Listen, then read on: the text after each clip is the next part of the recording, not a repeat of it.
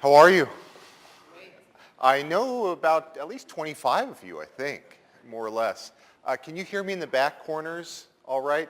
We tried to forego the amplified sound just to make it more direct. You can hear the sound of my voice. We don't have to deal with all the wires and such. The first thing I want you to do is introduce yourself to the person sitting next to you, one side, the other, and tell them the thing that stressed you out the most in the last week. Yeah? Okay. Now, if I can have your attention back up here,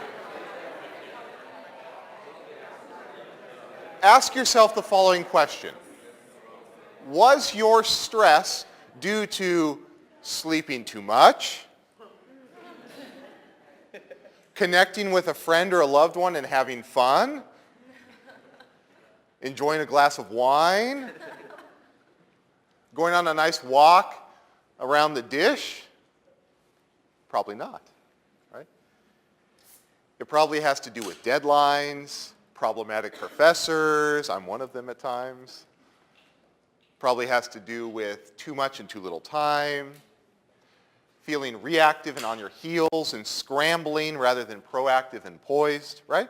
Some variation of those themes. So,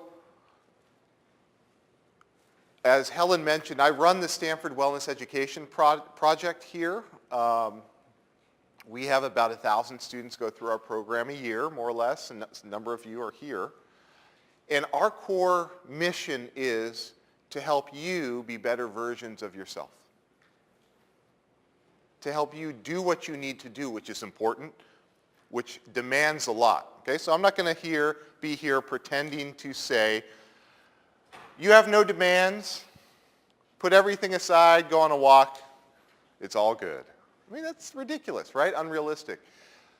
The core of our program and the core of what interests me is how can you do what you do in a high-stress environment, high stress, but do it in a more balanced way and be slightly more productive while you're doing it so that you can also get rid of the stuff that doesn't work, that doesn't serve you, and replace that with things like a walk around the dish or a nice dinner with a friend every now and then or other ranges of things that help you be a little bit more balanced, happy, and well.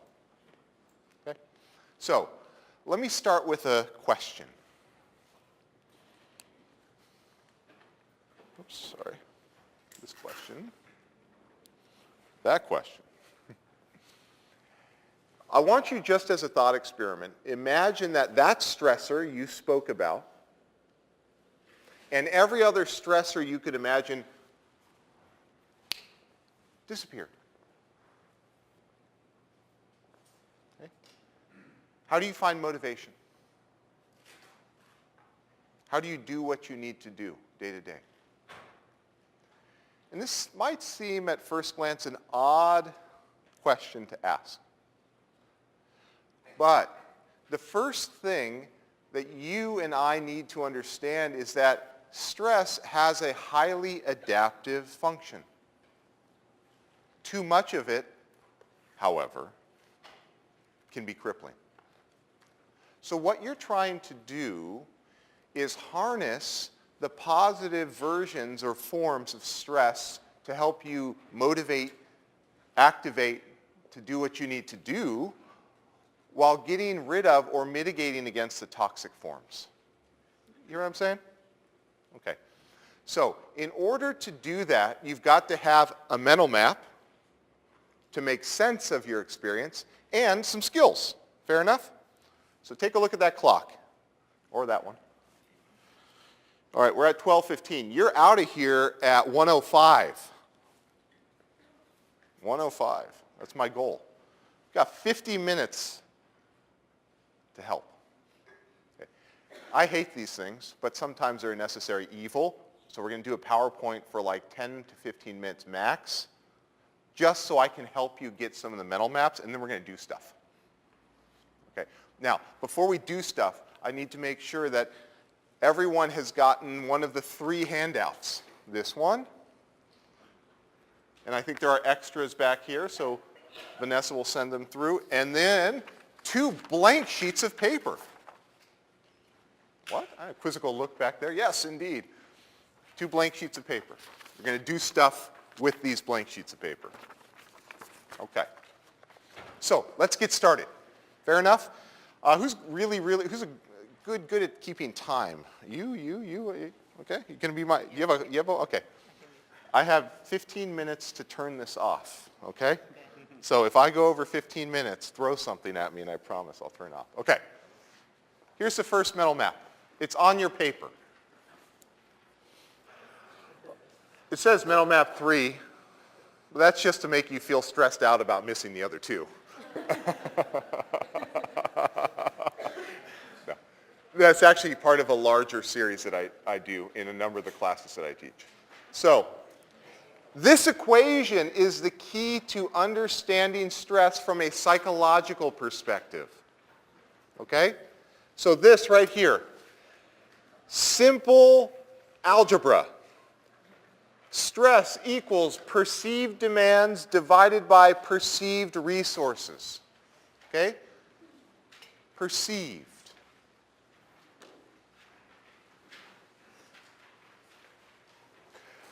Notice the use of the word perceived. It's important. Evidence suggests that the most important piece of stress all has to do with subjective appraisal. 1, your perception of your volume of stress, and 2, the story you tell yourself about the stressor. Wait a minute. Shouldn't it be like heart rate or blood pressure, or shouldn't it be some sort of stress meter that we can measure? No. That's not what research says. The science of stress says what you perceive to be the case and the story you tell yourself about that thing is much more important. Okay? So who had a phobia of math earlier in school? Any math phobics here? Math phobics?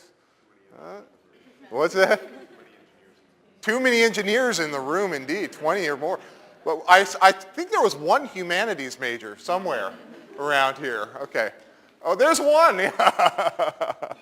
Okay. So let's go to you, Robin, since you bravely raised your hand. Numerator, denominator, right? Numerator, denominator. If your perceived demands go up, that's the numerator, what happens over there on the stress side? Goes up. Direct relationship, right? Good job. Now, here's a tricky one, that denominator, the thing on the bottom. If your perceived resources go down, what happens on the other side of the equation? Goes up. So here's the weird thing about how our neurophysiology works. It colludes to compound our stress. When we perceive high demand, we go, oh shit. And we lose our ability to access our resources. And so we have a vicious cycle. This compounds itself, and it compounds our stress. So what I want you all to do first is, when you have a stressful experience, recognize the triggers. Okay, so first R, recognize. And most of us are actually poor at recognizing what our triggers are and how we notice it specifically in our bodies. That's the quickest indicator. The second quickest is our emotions. I feel afraid right now. I feel angry. Because emotions always win in the race between logic and feeling. Right? Dan Kahneman's work, Thinking Fast and Slow, among many others.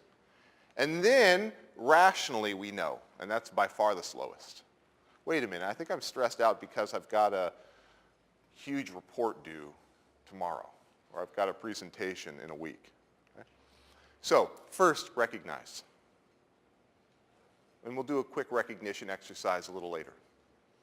Second, reframe. Okay, first R, recognize. Second R, reframe. Why? Interesting research has emerged And in fact, our own Kelly McGonigal did a TED Talk on this, based off of a lot of the research that's emerging, that stress isn't necessarily bad. And that in fact, the key indicator that goes towards whether stress will eventually kill us and cause us heart disease, whoa, that's kind of morbid, but true, or motivate us and be all right, is our frame of the experience. So reframe means this. It's really kind of so simple you go, what, really? Yeah. When you feel stressed, tell yourself the following. My body is activating to harness the energy it needs to do what it needs to do. Or some variation of like, I'm activated to act. It's natural, it's good, it's your body doing what it's supposed to do. So reframe. And here's the weird thing about the research. For people who simply said that psycholinguistically to themselves versus those who said, uh-oh, I'm stressed, I'm going to get a heart attack, or this is no good, you could see in the moment arterial wall hardening in the latter and normal arterial wall measurements in the former. In other words, and there's a few other biomarkers that you can measure, but the actual, like the hardest of the hardcore biomarkers that you would use to say what's the effect of this stress on your body demonstrated significant difference by the frame of the stress that was used. If I said it's going to kill me, guess what? It eventually will. If I said this is my body activating to do things it needs to do, I can harness this, guess what? People didn't get the negative effect. That's startling. That went in the face of decades of stress research. Having said that, the third R, I think there is still space, given that research, to do what's called reduction. Okay? Recognize, reframe, reduce. That's where simple things like deep breathing come in and so on and so forth. Okay? So recognize, reframe, reduce. That's your mantra for stress. Now, let's talk about the brain-body system. And then we'll go into some practices. I'm a little sweaty because I diligently ran around. I wanted to make sure you had a good takeaway besides these pieces of paper. Everyone here that you could use every single day. It's really, really important. So I actually taped it underneath your chair. So reach underneath your chair, please. And it's right under your chair. Now, can you grab it? Okay, pull it out. Pull it out. Here it is right here. Everyone have it? You got it? Okay, yeah, good. Your right hand. All right. As Dan Siegel likes to say, colleague, a handy model of the brain. Now, this is actually highly useful. Tap your palm. That's your brainstem.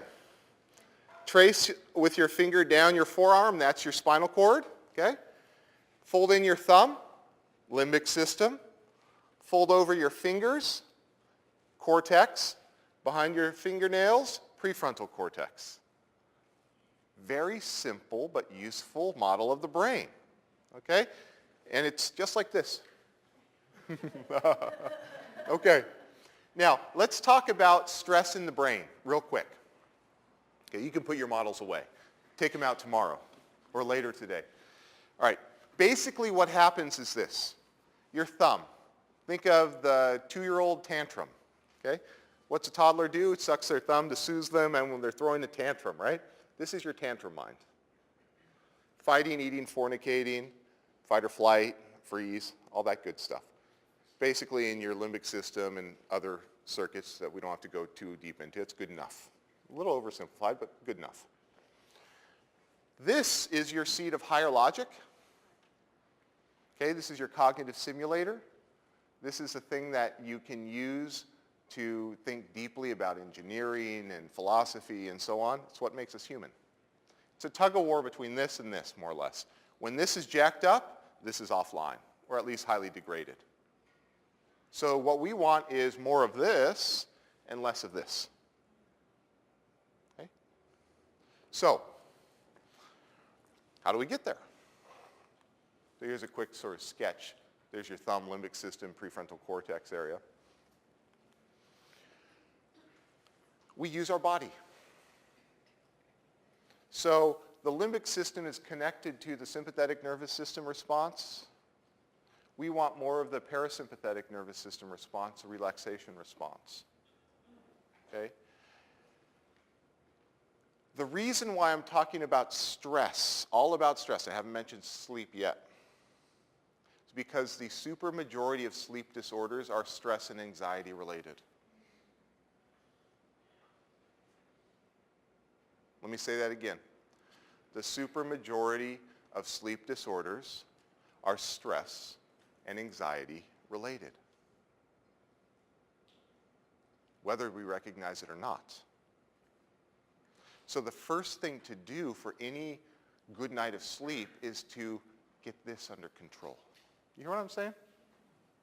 And then I'll give you some more tips out of the sleep science on a few things you might want to try just based off of sleep. Okay? So,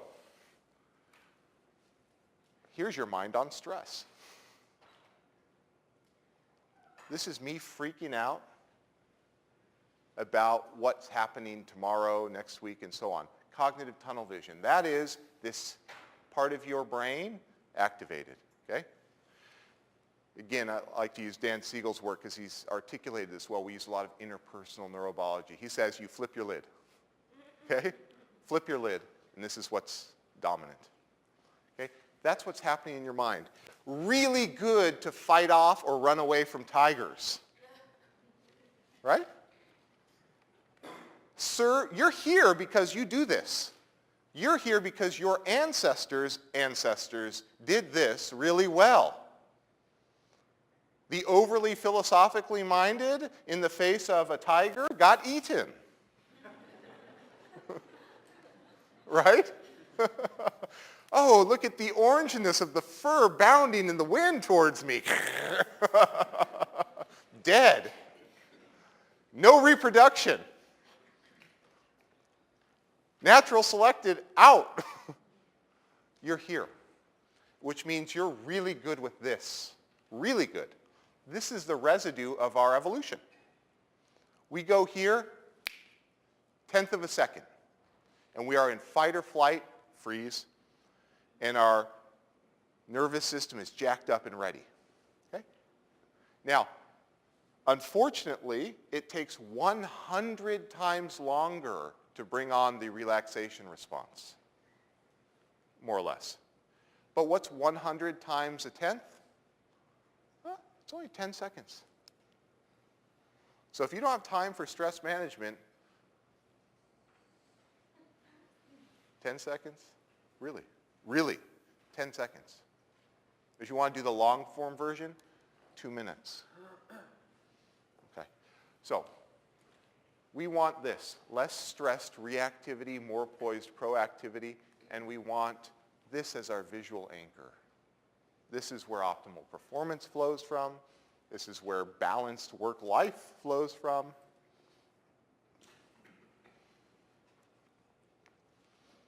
This is a lot nicer. This is also where you're smarter. If you are prone to, say, test anxiety, ever freak out when you had to take the GREs or what have you, you actually lose about 10 IQ points if you have severe anxiety. For real. I know that as a psychologist. I give IQ tests. I can see it happen. When you're in this state, you're 10 IQ points smarter. Really, you actually are that much more intelligent. It's almost a standard deviation. It's huge. Okay. So, oops, one more. Here's the segue. Here's our first exercise. I do it in almost all of my classes. It's using your 10th cranial nerve, otherwise known as your vagus nerve, your stress brake pedal to chill out. And we're going to do the long form version that takes 2 minutes. Fair enough? Okay. So this is number one resource in reducing stress. Number one sort of thing to do when you're feeling stressed. This is the basic body exercise. Okay? So if you're munching on food, put it stably on your lap so it doesn't fall, or put it down in front of you.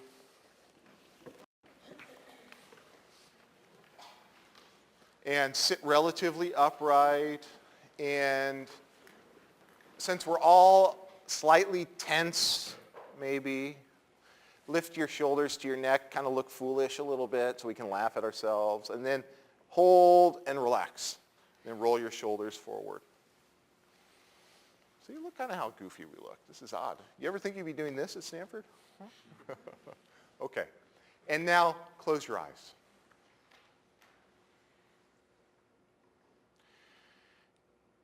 Your right hand is also a biofeedback tool. We already used it as a model. I want you to put your right hand on your belly button. Right on your belly button. Okay. And I want you to start by taking 4 deep breaths into your belly so that when you inhale, your belly expands. Like a balloon, and when you exhale, it gently contracts.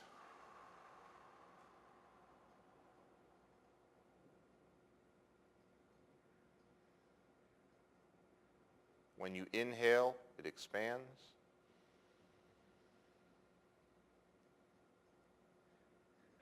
And when you exhale, it contracts. Each breath slightly slower, slightly more full and deeper than the previous. Now what you're doing is you're actually pinching your vagal nerve with your diaphragm and sending little electrical impulse signals to your brain, body system. You're safe, relax.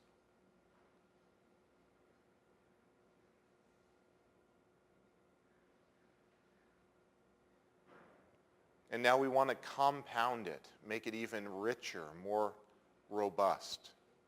I want you to think about the most physically, psychologically, emotionally comfortable place you know.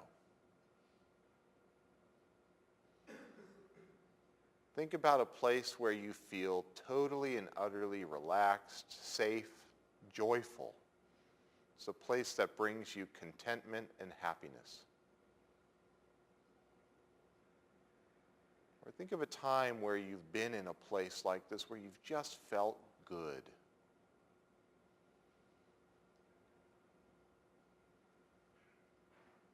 Imagine and see the place itself. Feel your body hanging out in that place. For me, I'm on the beach with my feet in the sand. I feel breeze. Okay?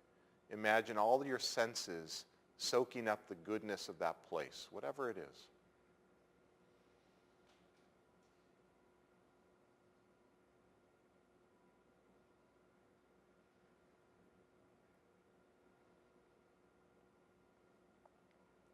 And then just end by saying, a sense of gratitude that there's such a place that exists, and you can sometimes visit it in your imagination, maybe sometimes even visit it physically or a place like it.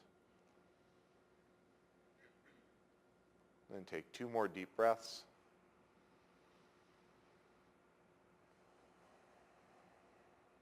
And open your eyes. Okay.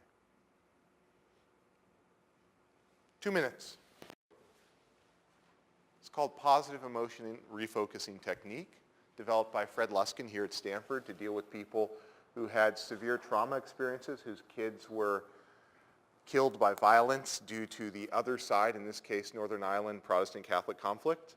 and they were in a forgiveness group, and they were about to step in the room with other people from the other side whose side killed their kids, and vice versa. And they needed to regulate their stress levels. This was what they used. Yeah?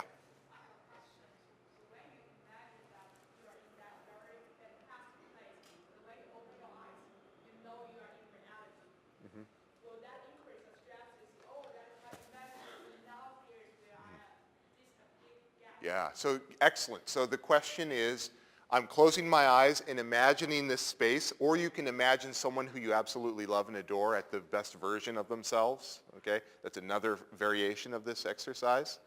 And you imagine that person saying nice things to you and you returning nice things back and so on. So when you're closing your eyes and then you open your eyes and you're like, wait a minute, I'm here. I don't know what you have against this young lady right here in front of you, but no, but no, your point's well taken. Okay, back to your handy brain model. Okay, you take yours out. Okay, take it out. Let me see it. All right, there you go. Yeah. Touch your fingernails. Okay, right on the back side of that, that's your cognitive simulator. Because we have this, we can synthesize positive emotion, and it's as if it's authentic. 85 to 90% there. Seriously. We can synthesize positive emotion.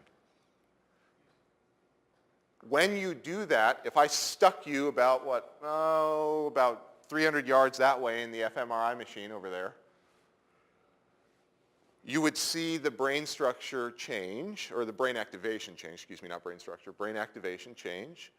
If I were to measure your respiration rate, your pupil dilation, all these other indicators, you would see reduced stress. So the whole point is to generate positive emotion, and then when you open your eyes, yeah, you're here, but you still have the effect of having a positive emotional experience and you're more resilient. Fair enough? Great question. Okay. Now, you all have a handout, right? Here's what I want you to do. The one that is yellow. Yellow. I want you right now to put 2 words on that piece of paper. So you're going to need something to write with. On the front, actually, sorry, if you would, as my sister would say when she taught middle school, fold it hot dog style, not hamburger, hot dog style. Fold it, crease it. Okay. Okay, on the front side, here, put demands at the top and circle it. Put demands at the top and circle it. And then flip the paper over, and on the back side, put resources and circle it. Resources. So on the front side, on the left-hand column, you'll have demands. On the back side, on the left-hand column, you'll have resources. Wait a minute, isn't that the stress equation? Yes. Okay. I want you right now to list your top 7 demands in your life. Okay, do that right now. List your top 7 demands in your life.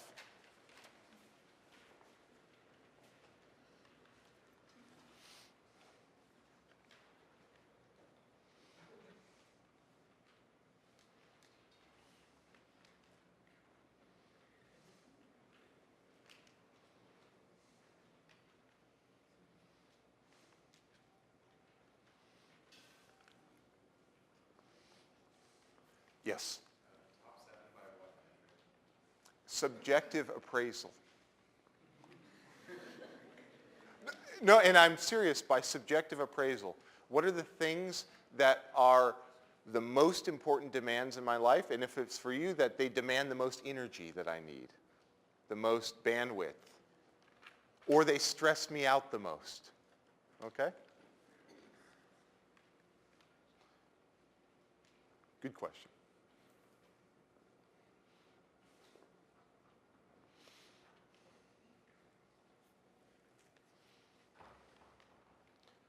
I'll give you another minute. Think about this. What are the top 7 demands in your life? If you want to go beyond 7, great. Things that suck up your time and energy, stress you out perhaps.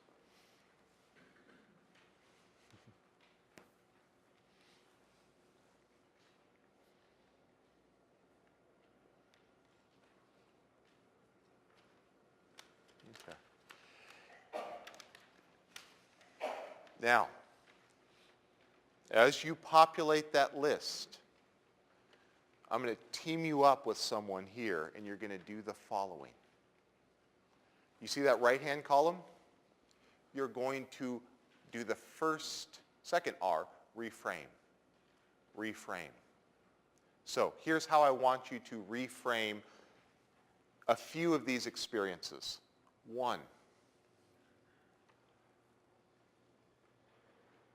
what's the meaning or purpose, the actual meaning or purpose underneath each of those demands? What's the positive meaning or purpose under the demand, if there is one? That's one way to reframe it, okay? That's one. Second way to reframe it. In what way do you tend to either overestimate or when you get stressed out, blow up this demand and make it bigger, more daunting than it needs to be? You may not do that, but I'm asking you to ask the question, when you're under stress, how do you interact with this demand such that you might be making it bigger, more of a problem, more of a challenge than it needs to be? Okay, so I'm just asking you to investigate these demands. First, reframe. What's the positive purpose or meaning underneath this demand? And second, when you're under stress, how might you actually blow it up or lead to that vicious cycle of jacking up your stress? By the stories you tell yourself about the demand, by thoughts you have about who's involved, your participation in it, all the other stuff that you bring to it. Okay? So I want you to do that in the context of a pair, because it's good to have someone to bounce it off of. And they might point it out. So if you're the listener, I want you to listen well and go, oh, that's interesting. Say a little bit more about that. Have you thought about how this might be contributing? You know, help them out. You're kind of doing a little mini coaching, 2-minute coaching or something. So I want you to have a few minutes in each direction. So pair up with one person, talk for about 3 to 4 minutes, switch, talk for about 3 to 4 minutes about your demands, and then I'm going to have you come up with a sort of summary insight, and then we're going to do something with this. Fair enough? All right, begin. Go ahead and bring your conversations to a close. All right, bring them to a close. And if I can have your attention back up here. All right, here's the next step. All right, here's the next step. I want you to do the following. All right. By the volume of conversation, there is no shortage of demands in the room, it sounds like, right? A lot. Okay, I'm curious how it goes with the resource side. I hope it's just as robust. Crickets. No. Okay. Now, here's what I want you to do. At the bottom of the side that has your 7 demands, I want you to jot down a couple of each of the following. When you're under those demands, how do you know they've reached too much? What do you actually tell yourself? What happens in yourself, in your body, and so on? What's going on that tells you this is too much? Are there sensations in your body? Do you get a backache, tense? Do you start, pacing back and forth? Do you start obsessively checking your phone? Do you start distracting yourself? Or what is it, right? Do you go on and, this is when you get long binge time of sim or something like that, some sort of gaming experience. What is it? You eat chocolate cake. What are the behavioral and sensorial indicators that tell you it's hit too much? I want you to come up with 2 or 3.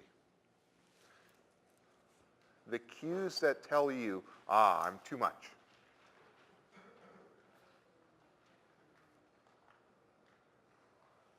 Okay. Those are the beginnings of your recognition network, the first R, right? When you start to recognize these, you move on to the next R, reframe. And the reframe is multifold. One is to tell yourself, okay, I'm too much, I'm getting stressed out, this is my body's trying to cope with my demand, it's naturally gearing up for action. It's okay, it's doing what it's born to do. That's number one. The next reframe is on that right-hand column. Get in touch with the meaning and purpose of why you're doing what you're doing.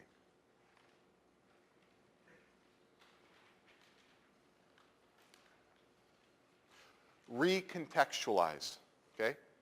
Why am I slogging away on this report? Well, because I actually really believe in trying to understand what the core factors of human motivation are. And I think that can, if I understand that, I can help students get in touch with that more often and more efficiently, and that seems to help them, be better, and I enjoy it. That's why I'm doing this massive Excel spreadsheet right now. Reframe and get in touch with the meaning and purpose. That's key. So 2 aspects of reframe. Reduce, okay? Flip the page over. This is where the resources come in.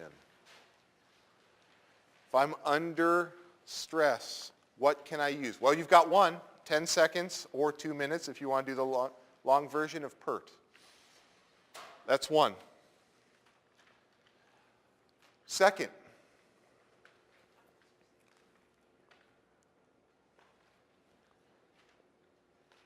challenge your assumptions. Ask yourself, what am I assuming about this challenge? Challenge your assumptions. So if you deep breathe for 10 seconds or 2 minutes for the long version, you actually experience a little bit of cognitive clarity because your prefrontal cortex is back online, your limbic system is relaxed.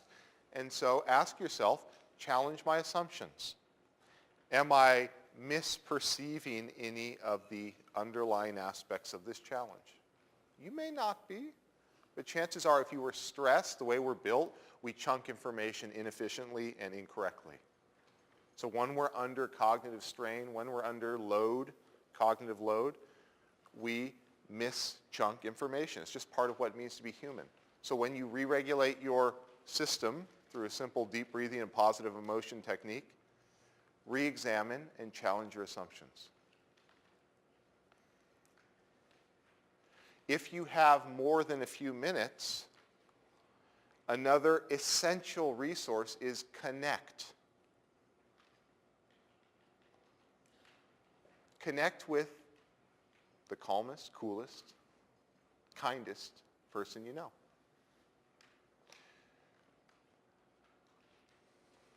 We re-regulate ourselves through relationships.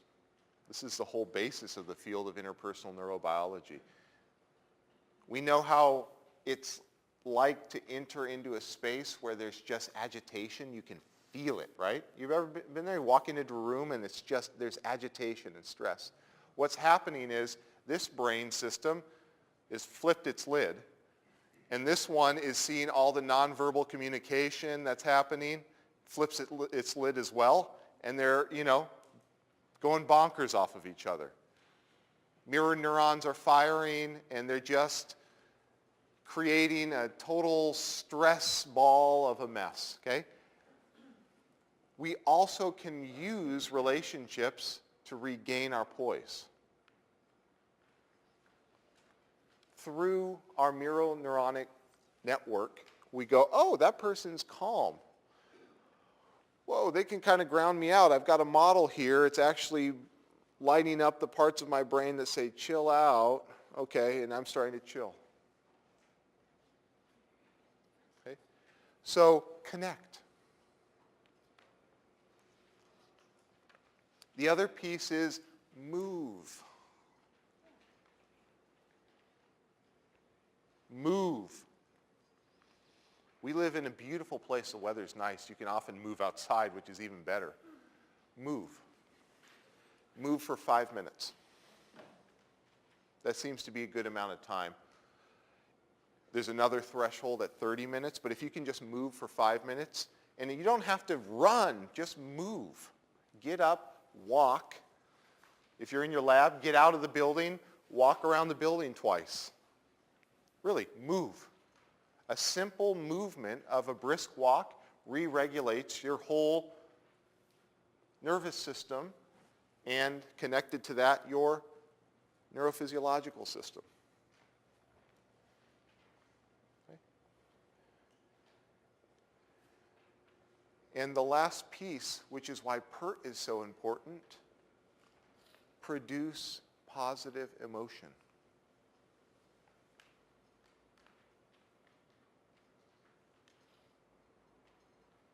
Produce positive emotion.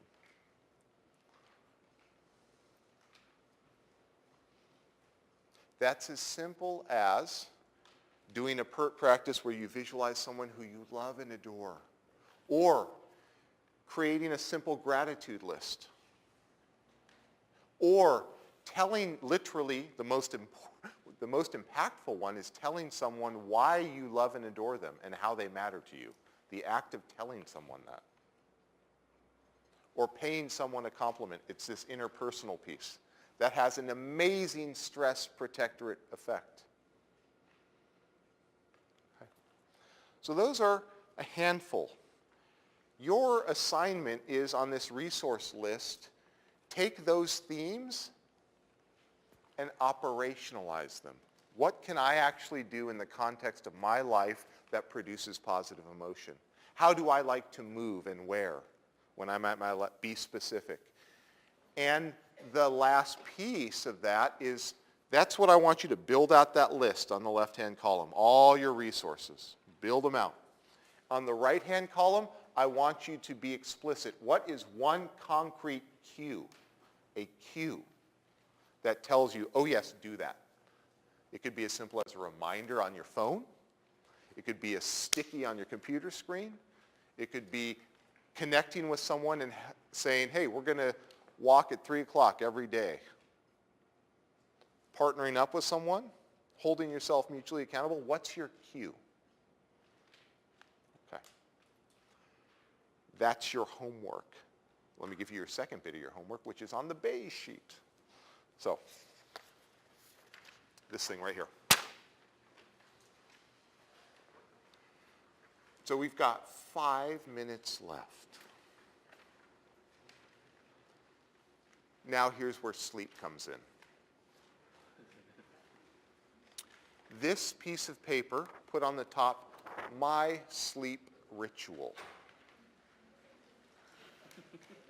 My sleep ritual. Now, there are a lot of books out there. This is a very simple one that I use in this, when I teach the class, Stress Less, Sleep Better, and we go deeper into all the cycles of sleep and so on and so forth. This is a decent one, Sleep Smarter. So if you want to get some good, like very usable tips. This is by Sean Stevenson. Sleep Smarter by Stevenson. It's a good book. There are other ones. It has some good data in it. But let me give you a few tips. So here's something I want you to consider as you construct a sleep ritual.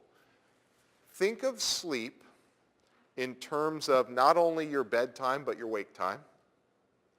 And if you can't discipline both, If you can't discipline both, discipline your wake time. So people who suffer from insomnia, one of the behavioral interventions we do is to make sure they wake up at a consistent time. Huh? What? Make sure they wake up at a consistent time. Because then you start to actually build fatigue, a lot of it. Waking up at a consistent time is really important. So here's one reason why. Research suggests that people who exercise in the morning sleep better at night. It has to do with your natural circadian rhythm. People who exercise in the morning tend to sleep better at night. Yes? Does morning mean first thing, or does it mean before? Morning, as I am defining it, would be start your exercise within 2 hours of when you wake up. Fair enough? There also seems to be moderate benefit if you work out roughly 6 hours between your bedtime, targeted bedtime. There also seems to be moderate benefit if you do your workout around 6 hours before you intend to go to sleep. If you work out within 2 hours of your target sleep time, it tends to degrade your sleep. Why? Because when you work out, what is one of the main hormones you drop? Cortisol. Cortisol is one of the type of stress hormones that keep you up, awake. Melatonin is one of the natural hormones that tells you to go to sleep. So that's one tip. Got it? If you have trouble sleeping, try your best to work out in the morning consistently. Yes? What are you finding of the workout? I would say if this would be like 30 minutes of cardiovascular workout where you get your heart rate up of 85% or 80 to 85% of peak or so on, or if you do a weight workout or resistance workout or whatever it is. I'm not saying don't work out. If you don't get a morning workout in, I'm not saying don't work out. Please don't. It's neutral if you work out in the afternoon. Sometimes moderately beneficial if you work out in the early evening if it's 6 hours before. But if you have trouble sleeping, do not work out within 2 hours of your target bedtime. That's also, I am saying that. Fair enough? And by that I mean cardio or resistance. Okay, that's one. Two, caffeine has a half-life of between 5 to 8 hours, depending on how you metabolize it based off of your body. So if you ingest 200 milligrams of caffeine, in 8 hours, let's take the longer half-life, in 8 hours, 100 milligrams of caffeine will still be in your body. In 16 hours, 50. In 24 hours, 25. And so on. So caffeine, depending on how you metabolize, there is variation, but generally speaking, for the normal person, their half-life of caffeine in their body is 5 to 8 hours. So there are tolerances and things like that. But the rule of thumb is, if you have trouble sleeping, no caffeine after noon. If you have trouble sleeping, no caffeine after noon. Or if you need a little gentle boost, do something like green tea that has a lower amount of caffeine in the early to mid-afternoon and nothing after that. What are two caffeine alternatives for the mid-afternoon pick-me-up? Either a 20 to 30 minute nap, no longer than 30 because of the way our sleep cycle works. If you sleep longer than 30, you wake up in if it's longer than 30 and less than 90 minutes, right? 90-minute sleep cycle. That's our next tip. You'll get groggy. 20 or 30 minutes nap. If you can't nap, do the exact opposite. Get up, walk for 20 minutes. It actually has the same pick-me-up effect for most people as a cup of caffeine. And by the way, it's a lot healthier. Okay? Third tip. Your sleep cycles are in 90-minute blocks, more or less. When you wake up mid-sleep cycle, you are groggy. We're not going to go into all the whole idiosyncrasies and details of the sleep cycle, but know this. Think in terms of 90-minute blocks.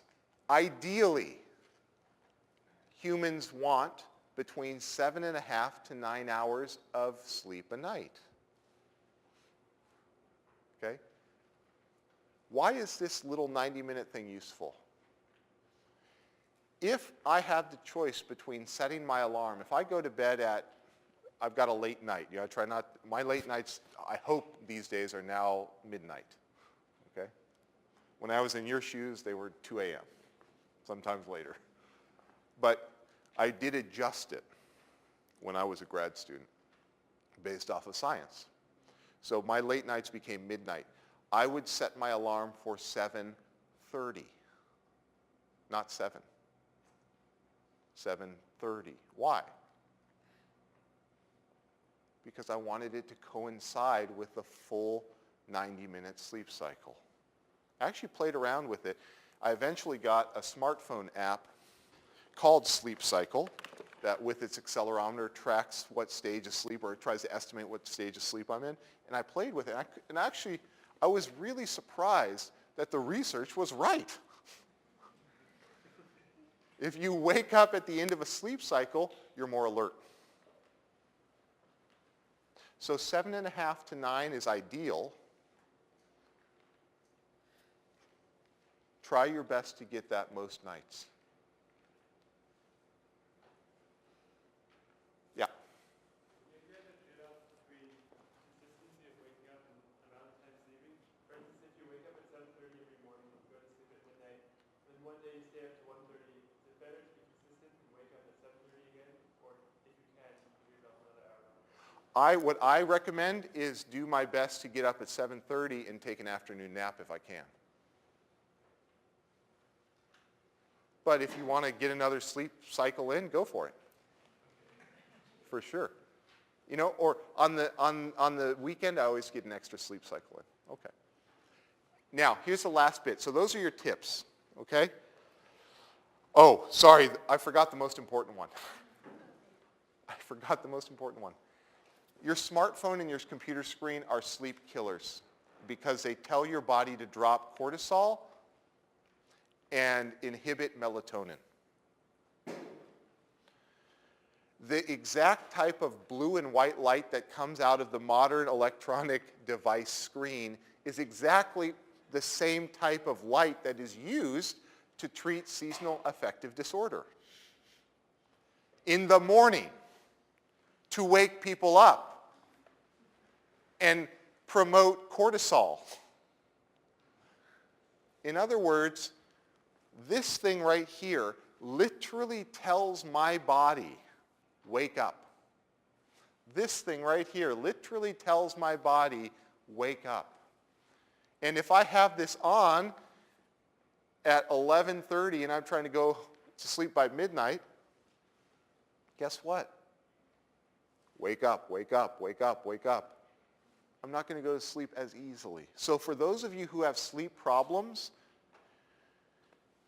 this type of device light, turn it off 90 minutes before your target bedtime. You can also get apps that filter out blue and white light, or at least dim it relative to the other color spectrum, that can help. But best practice is 90 minutes or at least an hour before you go to sleep. Turn off your electronic screen devices. It's actually even better to have a regular light bounce off a piece of paper and read a book than it is to look at these because of the spectra of lights that are being emitted right into your eyeballs. Okay? And here's just a bonus tip. Because of our natural circadian rhythms, we sleep best and get the deepest sleep between 10 and 2 a.m. 10 p.m. and 2 a.m. 10 p.m. and 2 a.m. So if you can at least get a couple hours in that time slot, or at least a sleep cycle or two, good. Okay. So this blank piece of paper, here's what I want you to do. Your task is to create a sleep ritual that you're going to use tonight. And you're going to start that ritual with a certain behavior to de-stress yourself at least 1 hour outside of your target bedtime. So do something like PERT or something like that, and you are going to accommodate these tips into some sort of sleep ritual then and a sleep strategy during the day. Fair enough? Okay. With that, we are 5 minutes over time, but I want to thank you for your time. If you want to learn more about this, the website for Wellness Ed is on the top of your first paper. Come check us out. We got a bunch of classes, more workshops. And I wish you well and a deep night of sleep tonight. All right, take care. All right. Well done.